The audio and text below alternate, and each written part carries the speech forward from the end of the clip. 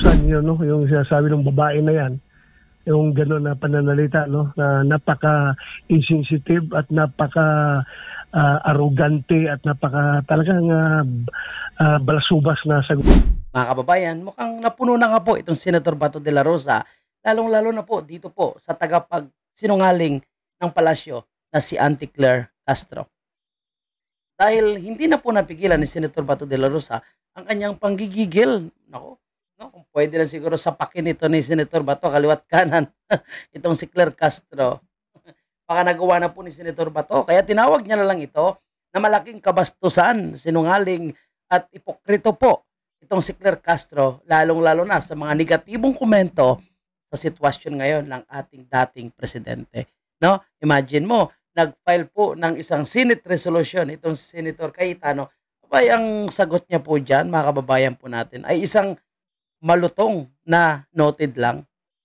Ito muna, pakinggan muna natin ito, mga kababayan. Issue naman po tungkol dun sa si Senator Cayetano po kasi he has filed a resolution urging the Senate to call on the government to pursue the interim release of former President Rodrigo Duterte, including negotiations with the International Criminal Court for his possible house arrest. I understand you have no control over ICC, but yung sinasabi po niya na the possibility of negotiations with the International Criminal Court or a similar arrangement at the Philippine Embassy in The Hague, Netherlands, yung parang possible house arrest in The Hague, Netherlands Embassy. Does Malacanang intend to study, just study, and act on this resolution?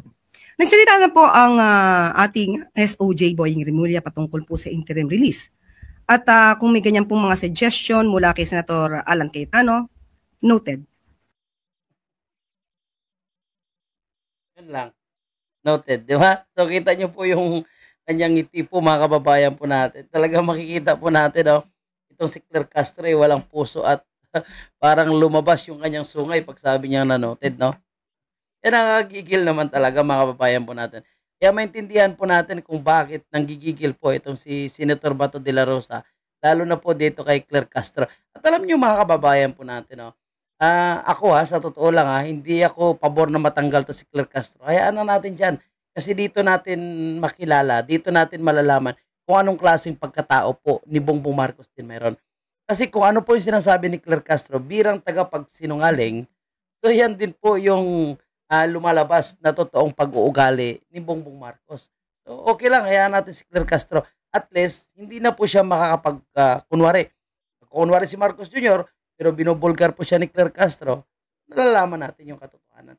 Pero syempre, bilang mga kaliado ni President Duterte at talagang body-body niya ito, kaibigan, no? Tinuturing ng ama ni Senator Bato de la Rosa. Kagaya natin, naiinis nga po tayo ng supporter lang. Paano pa kay Senator Bato de la Rosa? Na halos hindi niya na mapigilan, mga kababayan po natin, ang kanyang inis dito po kay Claire Castro. Nakainis naman kasi, mga kababayan natin, no? Tusan yun, no? Yung sinasabi ng babae na yan, yung gano'n na pananalita, no? Na napaka-insensitive at napaka-arrogante at napaka talagang balasubas na sagot. Grabe, no? Ay, bigat na po yan, yung mga salita na binibitawan ni Senator Bato de la Rosa. No? Ignorante, balasubas, bastos. Kung marami po yung nalulungkot at nababahala, yung Malacanang naman po, yung pahayag ni Yuse Claire Castro na mag-exercise na lamang, mag-exercise na lang si dating Pangulong Duterte. Boboy, no? Payat na nga po, nangihina na nga po, no? At alam natin, kulang po sa maintenance ng gamot. Tapos sabihin mo, mag-exercise na lang. 80 years old, no? Para bumalik daw po yung kanyang katawan. Kaugnay nga dito sa health condition niya. Ano naman po yung dating para po sa inyo, Senator? Isang malaking kabastusan yun, no? Yung sinasabi ng babae na yan, yung gano'n na pananalita, no? Na napaka-insensitive at napaka-arrogante at napaka talagang balasubas na sagot yun. Hindi po yun dapat sagot sa isang babae pa naman siya na naturingan. Grabe itong si Claire Castro, mga kababayan po natin, no? Pero sige lang, kasi yung karma babalik din po sa kanya, mga kababayan po natin. At tandaan niya, no, na hindi naman habang buhay sila dyan sa pwesto, lalo na po yung kanyang amo. And damay na po yan siya kapag ang kanyang amo ay mapapalayas. Itong si Claire Castro. Alam mo, pagka napalayas yung kanyang amo, no, kakapit ito si Claire Castro sa mga pinklawan. Kung makapagsalita ng gano'n ay parang napakabastos talaga. Hindi ko I don't comment yung mga pinagsasabi niya. Tingnan nyo ha, gigil na po si Senator Bato pero nagpipigil pa rin siya ng mga sasabihin niyang salita. No? Parang gusto pa rin si Senator Bato de la Rosa na kahit paano ay maging professional sa kanyang pagsasalita, sa kanyang interview dito sa Mystery Media. Paano kasi nakakagigil naman talaga itong Claire Castro na ito. Lalo na po yung mga pagpapakalat nila ng kasinungalingan. Kasi tingnan nyo ha, pati yung audit report ng kuha ni Vice President Sara, hindi talaga nila matanggap. Gusto nilang palabasin na hindi malinis ang Office of the Vice President. At gusto niya pang palabasin na talagang may mga questionable pa. Parang siya na rin ay tagapagsalita ng House of Representatives, lalo na sa issue ng impeachment. Kasi actually insulto po yung nilabas din ng COA, di ba? Na unmodified financial report yung ipinasa po ng Office of the Vice President. Kumbaga malinis, walang question po sa kanila. At kung mayroon man, no, yung nag-question is mga taga-House of Representatives. Pero si Castro, parang lumalabas na siya na ngayon ay taga-Commission on Audit na may karapatan na magsasabi kung anong ibig sabihin ng report na ito. So talaga nakakagigil and lalo na po dito sa mga komento niya kay Tatay Digong, no? Na nakakaawa na nga po yung sitwasyon. At kung papanoorin natin sa vlog ni Claire Castro, so grabe pa rin yung kanyang tirada doon kay President Duterte na parang siya yung tama lahat, no? Siya nga yung number 1 na sinungaling, no? Tingnan mo yung report nga lang sa mga drug-free na barangay, hindi nila ma-present yung tunay na mga pangalan ng mga barangay, di ba? And yung mga 5,500 flood control, no, pinapanindigan pa nila na nandyan talaga, wala naman talaga. And itong kasinungalingan, no, na tumataas na po yung ekonomiya natin, gumaganda na yung ekonomiya natin, pero yung World Bank mismo nagsasabi na bagsak yung ekonomiya ng Pilipinas. Diyan na nagpapatunay, mga kababayan po natin.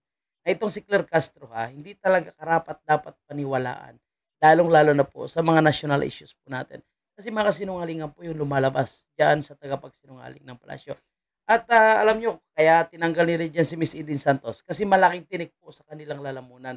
And naawa lang po ako sa mga mystery media na nandiyan ngayon dahil natakot na po sila na matanggal. So kahit ano na lang ang sinasabi ni Claire Castro, kahit mga walang kakwenta-kwenta, halata namang kasinungalingan at kailangan pa ng follow-up na katanungan para makuha mo po yung tamang kasagutan. Ay hindi na po sila nagtatanong kasi takot sila na magaya kay Eden Santos, no, na pinatanggal ni Claire Castro, at takot din po sila magkaroon ng mag-ambush interview kay Bongbong Marcos. Dahil yun din po, no, tatanggalin din po sila kapag pinilit nila na tanungin ito si Bongbong Marcos sa mga isyu ng lipunan, isyu ng gobyerno, mga kababayan natin. So nasaan po yung pagiging democratic country po natin? Pati mainstream media ay binubusalan nila. And hindi lang po yan, pati tayong mga vloggers ngayon ay pilit nila minumonitor at gusto nilang busalan. And now, ibabalik nilang TRICOM. Kaya, alam nyo mga kababayan po natin, no, tama yung sinasabi ni Senator Bato. Talagang napaka-hipokrito, napakabastos. Hindi lang si Claire Castro, kundi yung gobyerno talaga ni Bongbong Marcos. Yan po yung aking personal.